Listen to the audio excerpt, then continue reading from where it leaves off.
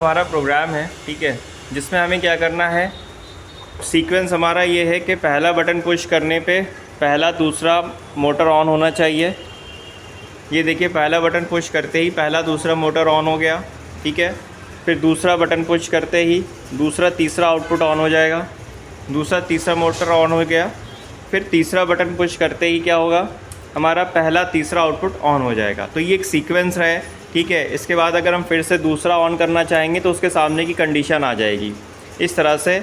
और यहाँ पे देखिए, पहला बटन पुश करने पे इसमें हमारा जो है पहला दूसरा ऑन हो जाएगा। तो जो सीक्वेंस हमने यहाँ पे बनाया है, इसके अकॉर्डिंग ये सीक्वेंस हमारा इस प्रोग्राम के अकॉर्डिंग यहाँ पे आप देख पा रहे हैं, ठीक है, चल रहा है। तो मैंने यहाँ पे ऐसा सीक्वेंस बनाया कि पहले आउटपुट से हमारा कौन कौन से इनपुट से चल रहा है, पहले और तीसरे वाले इनपुट से चल रहा है। इसकी यहाँ मैंने कॉमन होल्डिंग कर दी और यहाँ पे इंटरलॉकिंग की है, ठीक है, क्योंकि दूसरा बटन दबाने पे हमारा पहला वाला ऑफ़ होना चाहिए। तो हमने क्या किया, यहाँ पे एक इंटरलॉकिंग कर दी है, दूसरे वाले का अपोजिट यहाँ पे लगा दिया, क्योंकि दूसरा हमारा NC टाइप का है, इसलिए मैंने यहाँ पे इसका अपोजिट लगाया है।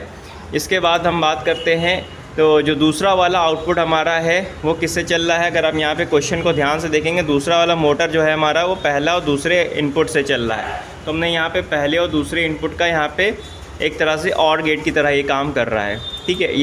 यही सेम सीक्वेंस मैंने तीसरे में दिया है, और प्लस होल्डिंग और इंटरलॉकिंग के साथ में पूरा प्रोग्राम हमारा कंप्लीट हो गया है। ये इसका प्रोग्राम है,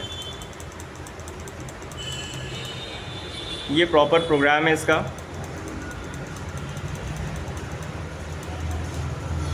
ओके।